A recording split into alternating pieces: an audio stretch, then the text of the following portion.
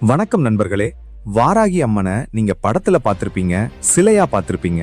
ஆனா ஒரு ராணுவத்தையே ஒத்தையா நின்னு வழிநடத்தின அந்த போர் தேவதையோட ஒரு மர்மமான கதை உங்களுக்கு தெரியுமா?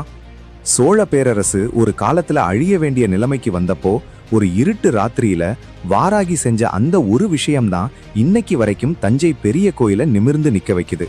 அது என்னன்னு பாப்போம். பல 100 வருஷத்துக்கு முன்னாடி சோழ படைய எதிரி நாடுகள் 4 பக்கமும் சூழ்ந்துகிட்டாங்க. அப்போதைய இளவரசர் தன் படையை இழந்து காயத்தோட ஒரு அடர்ந்த காட்டுக்குள்ள தஞ்சம் புகுந்தாரு. அந்த ராத்திரி அமாவாசை ராத்திரி. சுத்தி இருந்த காட்டு பன்றிகள் எல்லாம் பயங்கரமா கத்திக்கிட்டு இருந்தது.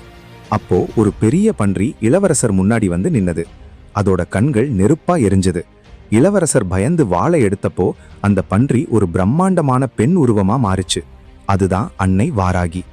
வாராகி சிரிச்சுக்கிட்டே சொன்னாங்க, மன்னா, உன் கையில் இருக்கிற வாள் துருப்பிடிச்சு போகலாம், ஆனா உன் மனசுல இருக்கிற வைராகியம் மழுங்க கூடாது. நீ ஏற்பூட்டி உழுற நிலத்துல தான் உன் மக்களோட பசி அடங்குது. அதனாலதான் நான் உழவன் கையில இருக்கிற கலப்பைய என் ஆயுதமா வச்சிருக்கேன்னு சொன்னாங்க. அன்னை வாராகி தன் கையில் இருந்த கலப்பைய பூமியில ஒரு சொருகு சொருகுனாங்க. அவ்வளவுதான், பூமி அதிர்ச்சு. எதிரி படைகள் இருந்த இடத்துல பெரிய பள்ளம் விழுந்து எல்லாரும் மண்ணுக்குள்ள புதைஞ்சாங்க.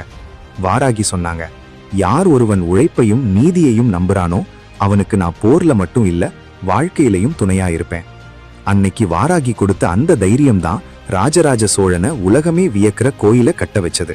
நண்பர்களே, வாராகி அம்மன் ஆக்ரோஷமானவங்க மட்டும் இல்ல, அவங்க நம்ம வாழ்க்கையில இருக்கிற தடைகளை தகர்க்கிற தண்டநாத தேவி. நீங்க உங்க உழைப்ப நம்புனா வாராகி உங்களை வந்து சேருவாங்க.